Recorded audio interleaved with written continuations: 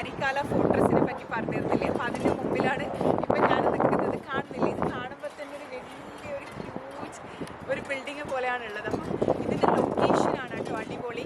അങ്ങനെ പറഞ്ഞാൽ ഇതൊരു ഹില്ലി, ഒരു റോക്കി, ഒരു മൗണ്ടൈൻ്റെ മേലെയാണുള്ളത്. ഇതിൻ്റെ ബാക്കിലായിട്ട് നമ്മൾ ബൊട്ടാനിക്കൽ ഗാർഡൻ ഉണ്ട്. താഴെ ഇത് സൈഡിലായിട്ട് നമുക്ക് നമ്മൾ അബാനോ തുബാനീൻ്റെ ഡോംഡ് ഷേപ്ഡ് സൾഫർ ബാത്ത് കാണാൻ പറ്റും. പിന്നെ കൂറ റിവറും പിന്നെ ഓൾഡ് പിലിസി ടൗണും എല്ലാം ഇവിടെ അടിപൊളിയിൽ കാണുന്നുണ്ട്.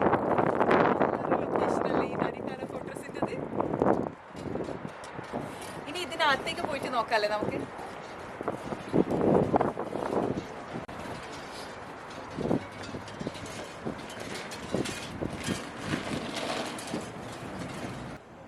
നമ്മളങ്ങനെ നടന്ന് നരിക്കാല ഫോർട്രസ് എത്തി. അപ്പം ഇവിടെ എൻട്രി ഫ്രീ ആണ് കേട്ടോ. ഇത് 24 hours ഓപ്പൺ ആണ്. അപ്പോൾ ഇവിടെ മോസ്റ്റ്ലി റൂയിൻസ് ആണ് ഉള്ളത്. പക്ഷേ ഇവിടെ അടിപൊളി ചേർച്ച് ഉണ്ട് കേട്ടോ. ഇത് കണ്ട നല്ല രസമില്ലേ കാണാൻ. എല്ലാ ഓൾഡ് സ്ട്രക്ചറിൻ്റെ പുതിയതായിട്ട് കാണുന്നത് സെൻറ്റ് നിക്കോളാസ് ചേർച്ചാണിത്. അപ്പം ഇതൊരു വിശാലമായ ഫോർട്ടാണ് കേട്ടോ. അപ്പം ഇതിൻ്റെ ഒരു ചിന്ന കഥ ഞാൻ പറഞ്ഞു തരാം. അപ്പോൾ ഇത് ആക്ച്വലി 4th century പേർഷ്യൻസ് ആണ് കേട്ടോ ഉണ്ടാക്കിയത്. പിന്നെ അത് കഴിഞ്ഞിട്ട് സബ്സിക്വൻറ്റ് ഇയേഴ്സിൽ അറബ്സിൻ്റെയും മംഗോൾസ്, ഉമയാദ്സ്, ഒട്ടോമാൻസ് എല്ലാം വന്ന് ഇതിനെ കുറേ ഫേസ് ലിഫ്റ്റ് ചെയ്തിട്ടുണ്ട്.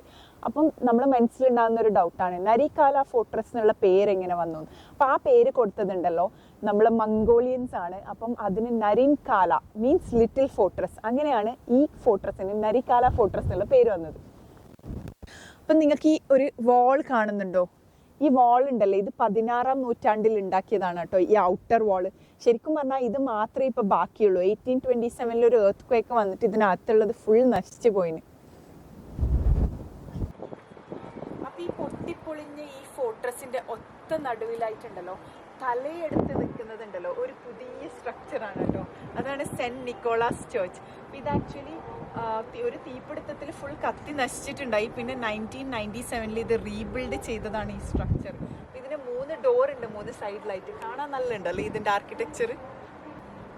പിന്നെ ഇത് കണ്ട, പിന്നെ എനിക്ക് ഏറ്റവും ഇഷ്ടമായത് എന്താണെന്നറിയോ, ഇവിടെ ഈ 2 മണികൾ അതിങ്ങനെ കാറ്റടിക്കുമ്പോൾ അടിച്ചുകൊണ്ടിരിക്കുന്നത്.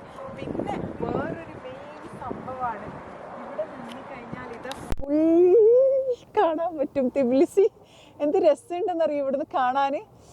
അതിങ്ങനെ വീഡിയോയിലൊന്നും നിങ്ങൾക്ക് അപ്രീഷിയേറ്റ് ചെയ്യാൻ പറ്റില്ല. അത്ര ബ്യൂട്ടിഫുൾ ആയിട്ടാണ് ഇവിടുന്ന് ഇങ്ങനെ ഈ സിറ്റി ഇങ്ങനെ കാണുന്നത്.